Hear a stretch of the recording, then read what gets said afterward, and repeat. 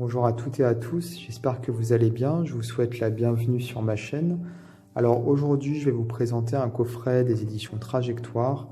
Il s'agit de l'oracle Énergie fractale, révélateur de potentiel et visualisation thérapeutique qui a été créé par Karine Vince.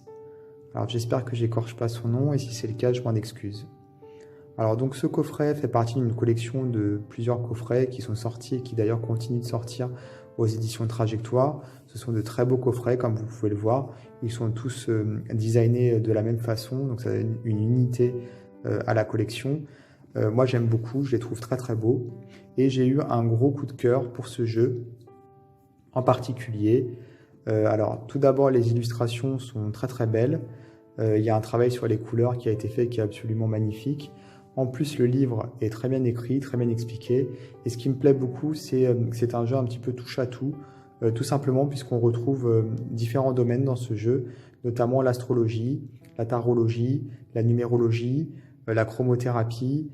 Voilà, il y a beaucoup de domaines qui sont exploités. Et je trouve ça chouette parce qu'en fait, ça permet aux personnes qui maîtrisent déjà un domaine de se familiariser avec le jeu rapidement, puisque si on maîtrise déjà par exemple l'astrologie, on va avoir une facilité à utiliser les cartes correspondantes à l'astrologie de manière, enfin ça va être plus facile à utiliser tout simplement. Et si on ne connaît pas un domaine en particulier, grâce à ce jeu, on va pouvoir perfectionner ce domaine tout en utilisant les cartes. Donc il y a vraiment un côté ludique qui est très intéressant. En plus, on peut l'utiliser en groupe.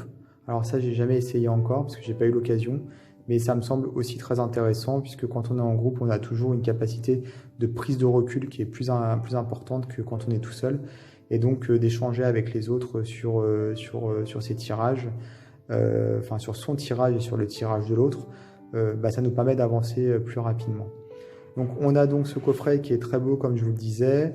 Quand on l'ouvre à l'intérieur, on a le livre avec ici une encoche pour pouvoir le récupérer facilement. Ici nous avons les cartes qui sont bien calées pour éviter qu'elles ne se baladent et ne s'abîment dans le coffret. Alors, tout d'abord le livre. On a ici donc composition du jeu, il y a 56 cartes. Elles sont divisées en 4 catégories. Il y a 7 cartes éléments, 26 cartes potentiel univers ou astéroïdes, 10 cartes énergie planétaire et 13 cartes lumière fractale.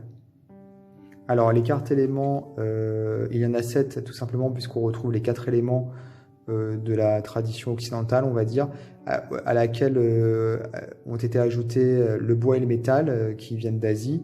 Et en plus on a la carte de l'espace, donc ça fait 7. Pour les astéroïdes, il y en a 26. Alors moi je suis pas du tout à l'aise avec les astéroïdes, je connais pas du tout, mais la créatrice explique que justement bon, elle est passionnée d'astrologie et avec l'astrologie elle se sentait vite limitée avec l'astrologie classique, donc elle a décidé d'ajouter les astéroïdes qui font plutôt partie de l'astrologie moderne pour pouvoir justement élargir les champs d'action et notamment le potentiel du jeu. C'est bien pour ça que ces cartes s'appellent potentiel univers.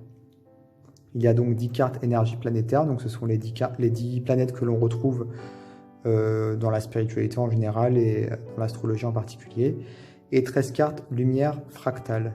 Alors, les figures fractales, pour ceux qui ne savent pas ce que c'est, je vais essayer de vous expliquer rapidement.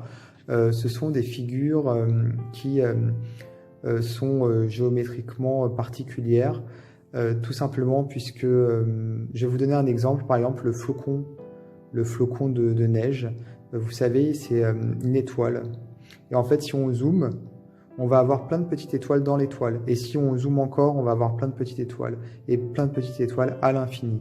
En fait ce sont des figures géométriques parfaites qui sont reproduites à l'infini en elles-mêmes, et qui créent un réseau également de figures géométriques qui sont toutes identiques. Donc ces figures ont un potentiel thérapeutique dans la spiritualité qui a un potentiel qui est très important, et donc voilà, elles ont été utilisées dans le jeu et elles ont même donné le nom au jeu, énergie fractale.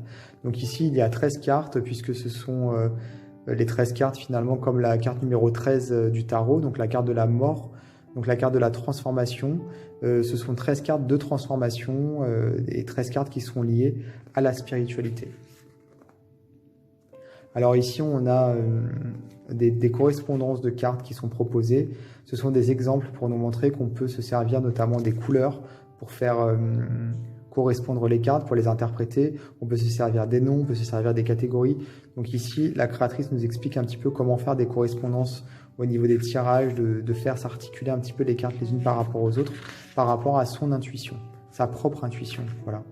Nous avons ensuite des tirages qui sont proposés. À chaque fois, les tirages sont très bien expliqués. Comme vous pouvez le voir à la fin, nous avons un schéma et ensuite nous avons des exemples. Ici, encore un tirage simple en une carte. Donc, des conseils pour faire un tirage en consultation. Ici, nous avons donc le fameux tirage en équipe, donc pour l'utilisation du jeu avec un groupe. Bon, j'ai pas pu utiliser ce tirage, j'ai pas eu l'occasion, mais ça a l'air très intéressant. Et enfin, nous avons les interprétations des cartes. Donc, les cartes qui sont ici divisées en catégories. On commence avec les éléments. Donc, on a le nom de la carte ici. On a une phrase qui résume un petit peu le sens de la carte. Quelquefois, c'est limite suffisant puisque cette phrase est très éloquente. On a tout de même un texte qui nous explique davantage. Et des questions ici pour les éléments, notamment donc des questions que soulève la carte. Puis, nous avons ici les énergies planétaires. Donc, ce sont les planètes. Et ici, donc, les astéroïdes. Donc, comme je le disais, moi, je ne suis pas du tout à l'aise avec les astéroïdes parce que je ne les connais pas. Mais il n'empêche que déjà, les cartes astéroïdes, elles sont très intuitives au niveau des illustrations. Donc, on peut servir des illustrations. Mais en plus, les cartes astéroïdes, comme vous pouvez le voir, elles ont un nombre. Le nombre qui correspond à l'astéroïde quand il a été découvert. Et si vous voulez, quand on additionne les chiffres, on obtient 11. Et 11, c'est la force au niveau du tarot de Marseille. Donc, si vous connaissez le tarot de Marseille, vous pouvez donc avoir finalement une précision, puisque cette carte de Nobel, de l'astéroïde Nobel, est associée à la force du tarot de Marseille. Donc, ça vous permet déjà de comprendre un petit peu comment fonctionne la carte. Ici, Nobel, c'est une carte de récompense. Donc, en fait, si vous voulez, c'est quand on est récompensé. Alors, vous allez me dire, la force, c'est pas forcément la récompense. Et pourtant, la force, en fait, c'est le dur labeur, c'est également quand on est courageux, quand on va jusqu'au bout des choses. Et là, on a finalement le résultat de cette force, c'est la récompense. C'est grâce à son acharnement et à toutes finalement les actions qu'on a pu entreprendre et la force qu'on a mis dans un projet qu'on obtient enfin, qu'on peut enfin, comment on dit, récupérer les bénéfices en fait de ce qu'on a, de tous les efforts qu'on a fait. Donc si vous voulez, au niveau des astéroïdes, chaque carte d'astéroïde est associée à une carte du tarot, mais c'est pas toute la carte du tarot qui est représentée par l'astéroïde, c'est une facette de la carte du tarot. Donc c'est bien quand même de lire le texte et de se familiariser avec l'astéroïde. Mais c'est vrai que d'avoir cette possibilité d'associer chaque carte des astéroïdes au tarot, ça nous permet de nous familiariser plus rapidement avec les cartes astéroïdes. Et c'est en ça que je vous expliquais que le jeu est vachement bien fait et très bien construit. Et qui nous permet en plus d'apprendre énormément de choses, puisque c'est vrai que moi, en l'occurrence, ça va me permettre de travailler sur les astéroïdes. Et enfin, les 13 cartes lumière fractale liées à la spiritualité, comme je vous disais. Alors, je vais vous montrer les cartes maintenant. Elles sont aussi très travaillées au niveau des couleurs, puisque la chromothérapie, c'est quelque chose d'important pour Karine. Et donc, dans ce jeu, on le sent vraiment. Ici, le feu, notamment, c'est une carte qui reprend la couleur du feu, la couleur rouge. Mais avant ça, je vais vous montrer quelque chose, puisque c'est important. Le dos des cartes est différent en fonction des catégories. Donc, ça nous permet en fait de faire des tas différents quand on utilise les cartes, pour pouvoir différencier les catégories. Voilà.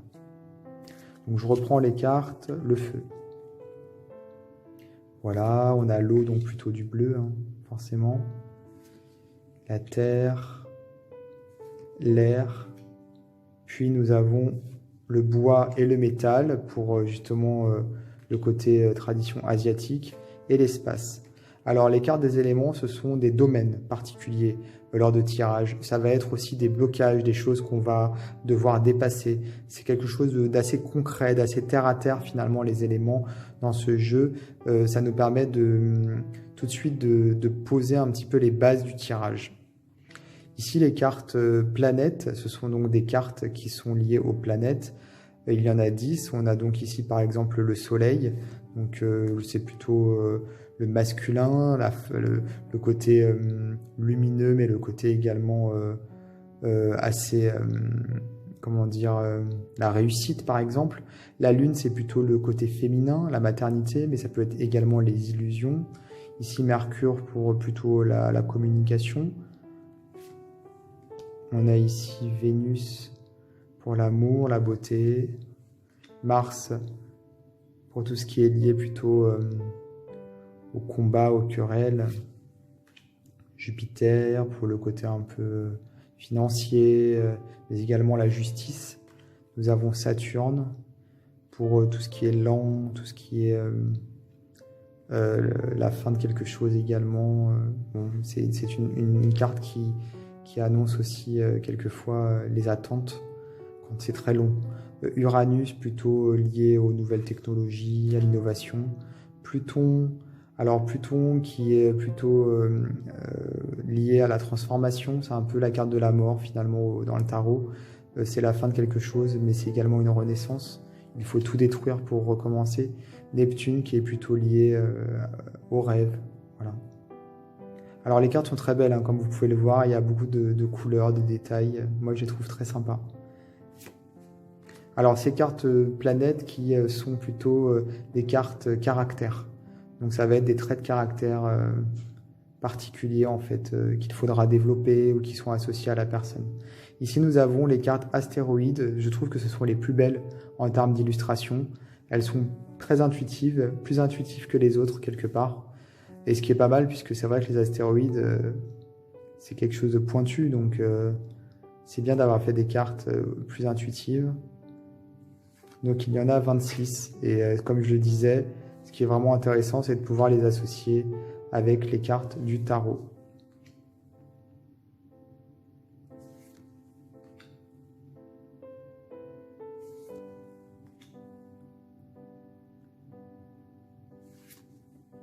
Alors les cartes astéroïdes, ce sont des cartes de potentiel. Donc ce sont des choses qu'il faut développer, des possibilités à mettre en œuvre, vers quoi aller. Voilà, c'est dans un tirage, ça va être un petit peu quelque part ce qu'il va falloir développer. Et puis ça nous montre aussi quelque part nos capacités, ce qu'on peut faire, jusqu'où on peut aller. Elles sont très très jolies. De loin, ce sont mes préférées, comme je le disais.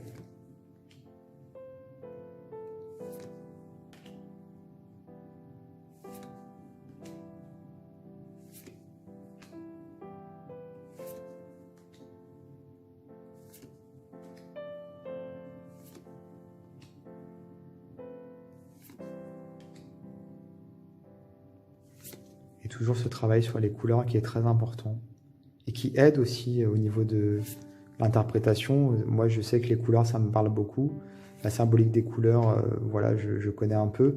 Donc forcément, ça m'aide pour utiliser le jeu. Et ici, nous avons donc les cartes lumière fractale.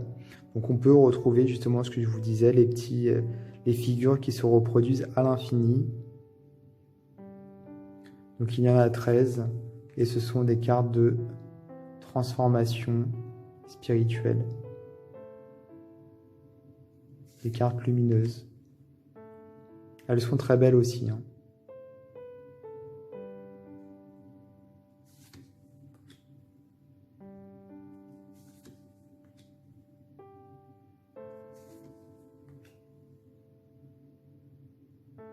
On aurait presque voulu que le dessin soit la carte en entier, qui soit plus grand. Mais avec le contour, c'est joli également.